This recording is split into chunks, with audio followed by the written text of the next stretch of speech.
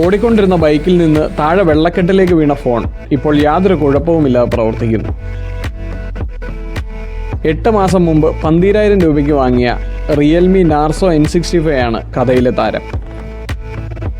സംഭവം ഇങ്ങനെയാണ്. വെള്ളപ്പൊക്കം കാണാൻ ബൈക്കും എടുത്ത് ഇറങ്ങിയതാണ് ഞാനും ഭാര്യയും.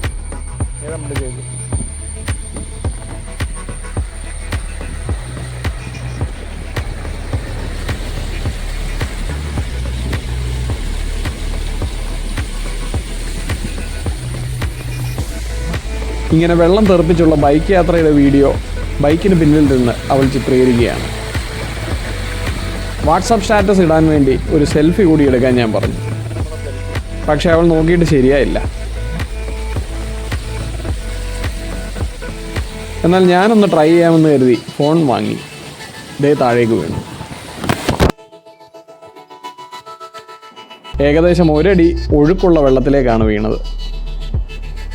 ഫോൺ എടുത്ത് ആദ്യം തന്നെ ഓഫ് ചെയ്തു. വീട്ടിലെത്തിയ ശേഷം നന്നായി തുടച്ചു.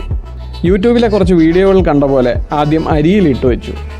എന്നാൽ അങ്ങനെ ചെയ്താൽ വേറെ ചില പ്രശ്നങ്ങൾ ഫോണിനുണ്ടാകുമെന്ന് കേട്ടതോടെ അത് പുറത്തെടുത്തു. ഒരു തുണിയിൽ മൂടി ആദ്യം വെയിലത്ത് വെച്ചു.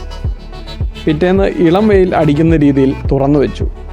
2 ദിവസം കൂടി മുറിയിൽ വെച്ച ശേഷം ഫോൺ എടുത്ത് ഓൺ ചെയ്തപ്പോൾ നോ പ്രോബ്ലം. പൊതുവെ സ്മാർട്ട് ഫോണുകളിലുള്ള സ്പ്ലാഷ് പ്രൂഫ് മാത്രമാണ് ഈ ഫോണിലുള്ളത്. അത്യാവശ്യം ഉയരത്തിൽ നിന്നാണ് ഫോൺ വീണത്. ഏതാനും സെക്കൻഡുകൾ മാത്രമാണെങ്കിലും നിറഞ്ഞ വെള്ളത്തിലും മുങ്ങിക്കിടന്നു. എന്നിട്ടും യാതൊരു കുഴപ്പവുമില്ലാതെ ഇപ്പോൾ ഫോൺ വർക്ക് ചെയ്യുന്നുണ്ട്. ഫോൺ വെള്ളത്തിൽ പോയാൽ നിങ്ങൾക്ക് ഇങ്ങനെ ചെയ്തു നോക്കാവുന്നതാണ്. ഏതായാലും റിയൽമിക്ക് എൻ്റെ വക 1000 ലൈക്ക്.